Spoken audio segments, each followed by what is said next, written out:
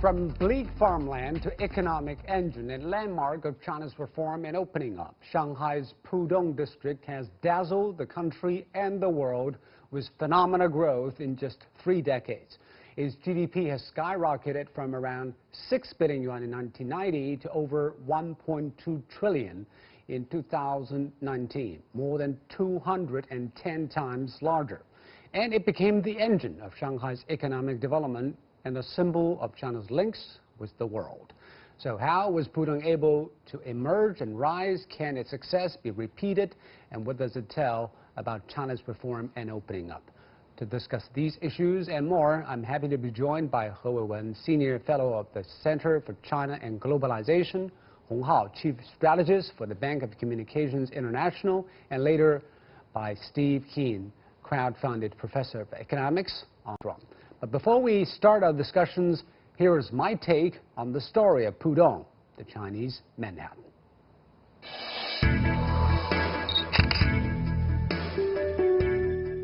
Pudong literally means the East Bank.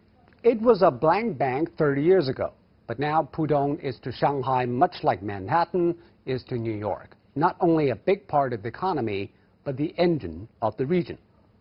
Like New York, the Chinese Manhattan is also a financial center, home to stock exchanges, skyscrapers, corporate headquarters, and R&D centers. The only difference between Pudong and Manhattan is that it took the latter 300 years to take shape and the former 30 years. How come? Like Manhattan, Pudong was built by pioneers and adventurers. It benefits from its proximity to Puxi, the historic business center of Shanghai. This is Broadway Mansions, where I stayed, where the 5-star hotel dates back to 1934 and used to boast the most extravagant hotel in East Asia. Actually, it was from the 1920s that Shanghai started to become one of the most international parts of China, portraying a deep affinity with Western business practices and customs. And like the Manhattan settlers in the 17th century, the Chinese city's people are considered commercially savvy and instinctively ambitious. And the city's attractions have snowballed. Since Pudong was established in 1992, Shanghai has continued to attract immigrants from around China and beyond, with new arrivals growing by 10% every year. Well, these arrivals are the backbone for innovation and services. Not surprisingly, the services sector accounts for more than 70% of Pudong's economic output. But the key to the area's success is reaching out. Well, Shanghai has become a global financial center, ranking 3rd after New York and London in the Global Financial Centers Index. Moreover, as of 2020, Shanghai has the 3rd most billionaires of any city in the world, after Beijing and New York. According to Ray Dalio, founder of investment firm Bridgewater Associates, it is inevitable that China's yuan will be the next global reserve currency, and this will happen faster than expected. That prediction has already been borne out by the demand for Chinese financial assets in 2020. Of course, these investors understand China operates in a different system and has a different culture and populace. But they are willing to go all the way in because they know this country is a huge part of the future. Well, China's government is pursuing greater openness and integration in financial markets, with Pudong playing a central role. In 2020, the government approved a number of global financial service companies for operations, including MasterCard, Fitch Ratings, Russell Investments, Goldman Sachs, Morgan Stanley, and BlackRock. And according to PBC Governor Yi Gang, the epidemic did not disrupt the pace of the country's financial opening. And the head of China's central bank promised the opening up of a greater range of sectors, including banking, securities, and asset management. In the past 30 years, Pudong has witnessed enormous growth that was powered by a surging population, and it integrated with the world and helped to steer the economy. But the future can be even better, because the pace of change is accelerating.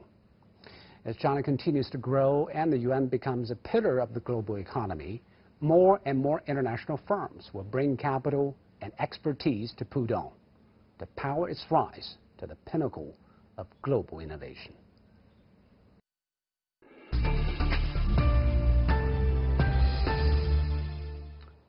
It is kind of amazing because Pudong's GDP increased 210 times in a short span of 30 years. I know you are also from Shanghai, Mr. He, and you know Shanghai pretty well. How do you explain the ascent of Pudong in 30 years to become what it is now? Oh, yes. It's really amazing. I think the fastest growth of the Pudong's GDP over the past 30 years should have been one of the fastest growth regions in the world. The very foundation or very reasons behind that, I believe, should be first, Shanghai Pudong, when opening up, it started from a very high starting point, not like Shenzhen at the time from a very low point. At that time, it's backed by Shanghai. It's then already the largest economic center of the country and also the forefront at China's coast. So Pudong started with four different fronts. First, financial center. The second, export processing center. Third, high-tech center. Fourth, trade and logistics shipping center.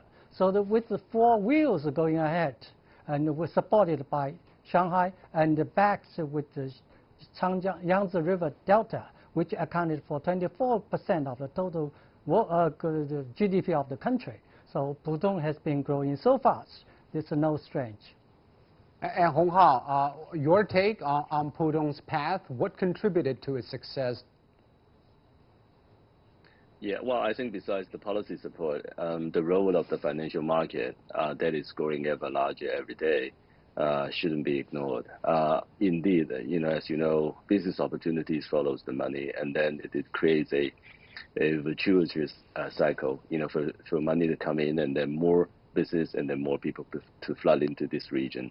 So I think, with capital, land, and also, abundance of business opportunities, it's destined to be, the fastest and the center of the world in the coming decades. And Mr. He, the story obviously should not stop here. And the Chinese leader, President Xi Jinping, just delivered an important speech to celebrate the 30th anniversary of Pudong. He seems to be ambitious about the future of this region, playing a leading role not only in Shanghai, but in the entire Yangtze Delta region. How can Pudong play up to the role? Oh, of course.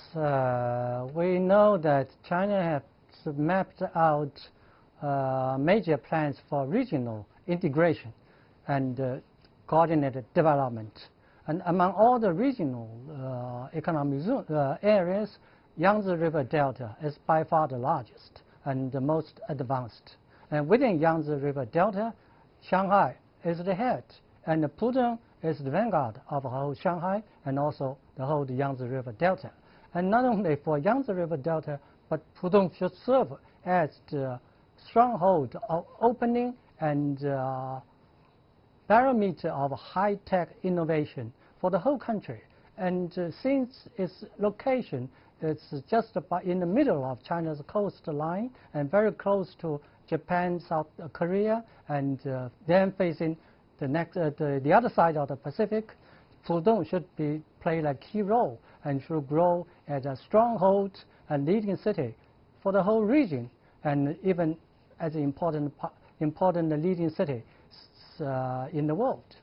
And also, Hong Hao, in his speech, Mr. Xi stressed that Pudong should strive to become a hub in the domestic cycle and the international cycle. But why Pudong, and in what particular function that Pudong can serve? Yeah, well, I think it's just a natural destination, for Pudong to play this role. I think Pudong has already been the center of the Yangtze River Delta, and also, because of the geographical location and the natural deep seaport that Pudong has, is a very good connection, very convenient connection from China to the rest of the world.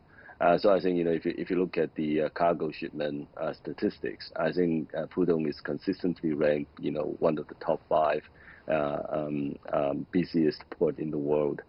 So I think it's destined to grow as the Chinese economy grow. So I'm not surprised to see that, Pudong is growing to be the center for the inner circle and also the external circle. When we talk about pioneering cities in terms of economic reform, we all often mention two places, Shenzhen and Shanghai. In what ways they are similar, in what ways they're different in terms of taking the lead in reforming their economy and pushing a local economic integration?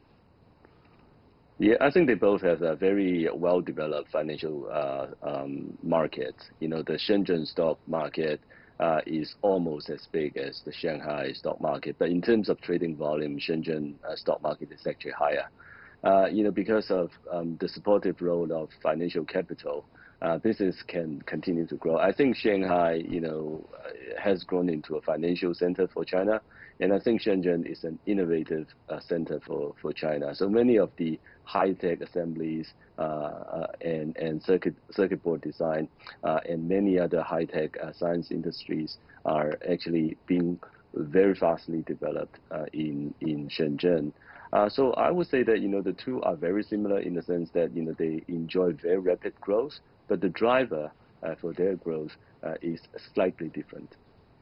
Mr. He, do you share this opinion? Because Shanghai is also aiming at smart manufacturing and drug making. It seems it doesn't want to be left behind in manufacturing. Oh, yes. And of course, manufacturing is, of course, the key pillar of the Shanghai economy. But over the past 30 years of Pudong development, manufacturing did play a key role. Nonetheless, the financial sector and the high tech and also the foreign trade and shipping have played more important roles. For the next phase of development, Pudong will focus on development of a high-end development of manufacturing. That is, we set up a new area, Lingang New District, which will put advanced manufacturing and at the first place.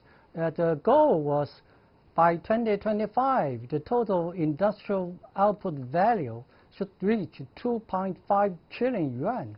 That is formidable.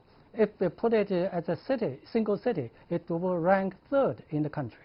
But what kind of manufacturing it will be is because, of course, China has been saying we want to move up the ladder of value. We don't want to pollute our environment. We no longer afford low-wage workers. What kind of manufacturing will of course, not traditional ones.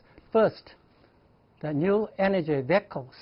For instance, Tesla has a huge super plant in Pudong, in Lingang New District. And then we'll have robot in the artificial intelligence. Then we have the trunk line aircraft, that's C919, and then proceed to C929, all located in Pudong.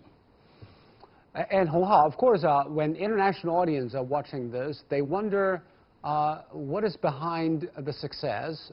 Is there anything they can pick up from their success? What do you think they should take notice? Yeah, well, I think, besides all the factors that we discussed just now, policy support is essential to the success of Pudong and also for Shenzhen as well. I think both cities, both areas enjoy a very rapid, uninterrupted growth for the past 3 decades. So I would say that, with the successful example that these two cities set for the rest of China, and also, with an accelerated pace for reform and open in China, I wouldn't be surprised to see more and more places like this spring up in China. And I want to follow up on the finance problem, because Lujiazui is now a world-renowned financial center. But it was developed after opening up of Pudong. In 2019, the added value of financial industry in Pudong is already $58 billion US. That's a third of the GDP there. But do you think Lujiazui and Pudong can become Asia's financial center. What is its place in the world, considering that China's own finance industry is still, let's say, it's still an emerging industry? Well, if you look at the amount of capital that is being raised in this market, is already ranked number 2 in the world. And I think with the registration-based listing system that we have in place, I would be surprised to see financing activities continue to grow in this city. So I think back in the 1920s, it's already the center of the world and also the financial center of Asia. So HSBC, for example, you have Shanghai and Hong Kong Bank. So Shanghai is actually ranked in front of Hong Kong. So I'm not surprised to see Pudong and Shanghai return to its former glory and even better in the years to come. All right, thank you, Hong Hao. My question also tackles on the opening of China's financial sector. So, Mr. He, do you think with Chinese currency still not open to capital markets around the world, Chinese financial reform maybe can be constrained by this factor? Yeah, correct. I think the next challenge, or the current challenge facing us for next couple of years for further development of Pudong's financial sector is renminbi's fully convertibility under capital account. And if we can reach the market progress in this direction, Pudong will play a more important role in all the financial tradings, international financial tradings, including the tradings in futures, in stocks, bonds, and all others. And they will be coming in, set at a regional headquarters by all the world-leading investment banks and the world-leading credit rating agencies. In that sense, Pudong will become the financial center not only for this area, but also an important place in the world. But what about the time frame? Because recently we have seen foreign investors very much interested in buying financial assets here in China, including bonds and stocks. Yes, yes. Do they read the message correctly? Yes, actually we have seen great progress in this direction. For instance, over the past 7 years, foreign companies' holdings of China bonds renminbi increased from 700 billion renminbi yuan to over 5 trillion renminbi yuan recently. So that's a big stride. Mm-hmm. If we can make a further progress in the fully convertibility of renminbi on the capital account, that will be much more. So we'll make Shanghai foreign trade zone as the pilot place to carry out tests on the fully convertibility of renminbi. In that case, if we succeed, then renminbi will become an important tool for capital trading, but also an important tool as a reserve currency. I'd like to talk about trade, Mr. He. The Shanghai Free Trade Zone in Pudong was launched in 2013. Yes. And it is a very important test bed for freer and more liberal business environment. But now it wants to upgrade to an even more open free trading mechanism. But what else can China and can Pudong do to open up its trade routes, considering that we are now living in a global protectionist trade environment? Yes. In the past, much attention has been devoted to incentives, to the facilitations, and to all the other measures to business setting down there. But the more important thing is not those measures, but the fundamental change of the government governance and the government how managing the economy. That means the economy, the performance operating of the business in the FTZ should be based on the market forces. Yeah. And in the visible hand, all the government should be small. And they should be favorable and friendly towards business operating instead of governing the operation of the business. So that's a tremendous change of the government functions in this area, and that will be an example for further reforms all over the country that will be of significance for the history. And Steve, I want your take on this. Obviously, the Chinese want to give the market a bigger role to play and keep their own hands off a little bit. But do you think the Chinese are doing the right thing? Because in the West, it seems their governments are more heavy-handed in their economic operation. Well, it's largely because China was successful in getting American companies to relocate to China back in the 80s and 90s with a scheme that allowed them to transfer manufacturing to China and re-export back to America without paying tax, apart from a marginal amount on the increase in value. That was a particular division of the American trade import-export laws, and that was specifically targeted by Shenzhen Free Trade Zone and Shanghai as well. What that's meant over time is, of course, the transfer of both productive capacity and ultimately capacity to manage and develop manufacturing systems from America, in particular, to China.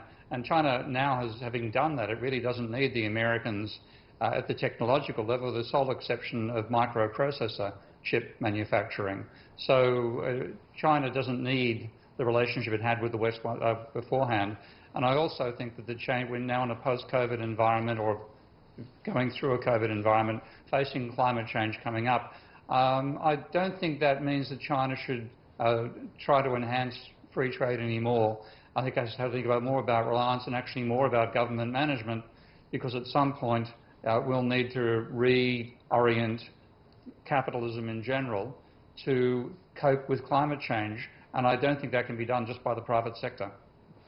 And let's also talk about investment, because when COVID happened, a lot of countries worry about the vulnerability of the value chain. They want to keep investment and technology within the border.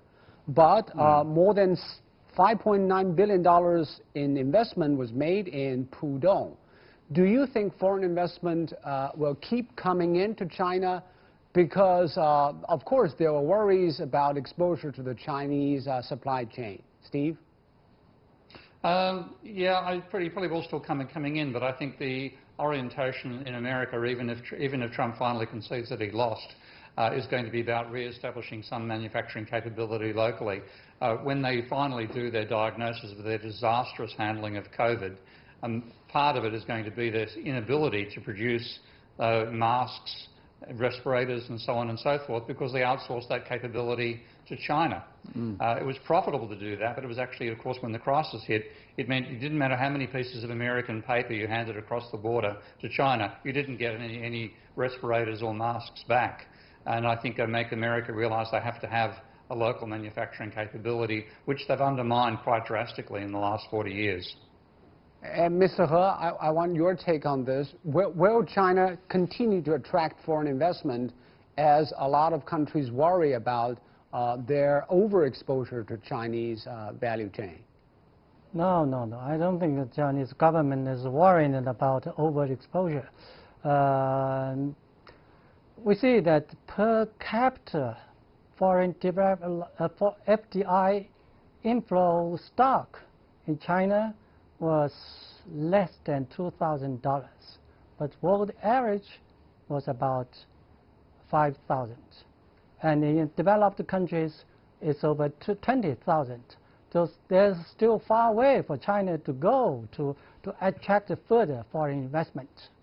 So important thing is to clear away the worries by some people. The important thing is all the players in the market, be it SOE, private or foreign, should compete on the same level, should award the same national treatment. Then they can compete freely in the market. That will contribute to the overall growth of the whole country. But you have to admit there are competitions between different companies and different countries, especially in the field of technology. For example, Pudong is promoting development of 6 key industries: chip making, innovative drugs, aviation, new energy vehicles, smart manufacturing, and big data. And all Yes. these, the Americans also want to excel in those areas. There's going to be Yes.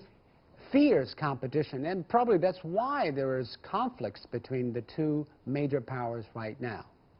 I think, first of all, many leading American tech companies have strong interest to invest or set up in China because the China market constitutes the largest in the world.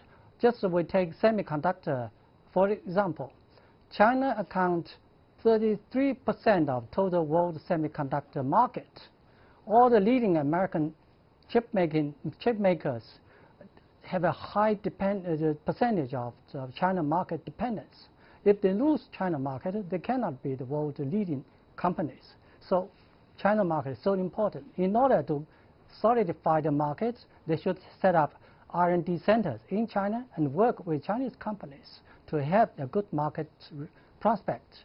In this sense, China can obtain best world resources and so as to develop its own high-tech economy. And China's high-tech is also open. It can also sell to the market, to the world market, and compete in the world market. So only in this sense, if we can win out in the world competition, can we maintain a high quality development for the long term. Steve, do you think the Americans still believe in the rationale that the huge market will convince them otherwise stop restricting Chinese from having tech cooperation? Oh, it depends on let Steve take that first. Steve. Thank you. Americans are torn between a market orientation and a militarist orientation. We can see that in how they've reacted to the 5G, where Huawei and China in general have an advantage. They've been using security reasons to limit the market that Huawei has in the West. And I think that will continue. The strategic importance of telecommunications and processor chips is so high that I think Americans will fight tooth and nail, hang onto it. That's the military side of them. But you don't believe they'll result in a total decoupling in tech because they want to take the higher ground? It could be. Well, at the moment, what you have to do basically is emulate ARM chips for the mobile processor world and Intel chips for the desktop world. And that's feasible. That can be done. You've got companies which have done it already, like AMD emulated the 8086 architecture of Intel. So it's feasible for China to build the fabrication capability to build those plants themselves, and to regard that as removing a strategic weakness for China that it has right now, making it dependent upon Americans. And with this capricious behaviour of Trump, even if he's gone, he might come back, and there's every reason to think, well, let's make sure we're not exposed to that sort of arbitrary behaviour again. And Mr. He, do you think that decoupling of tech and those 6 major industries for China to develop fast is still solid, the chances? Decoupling, I think we should classify into 3 different categories. First, military use. They has already been decoupled. In the past, we had Cocon Paris, and then later Wasena arrangement. So still, the influence on China has been limited because China has been developing so fast in all the major categories in this sector. Then second sector is ordinary products for daily use, for civil use, and we don't see a great we are running out of time. I cannot let you finish the third. Thank you very much, Mr. He, Steve. You're watching Dialogue here on CGTN. I'm Zhu in Beijing. Thank you so much for watching. Goodbye.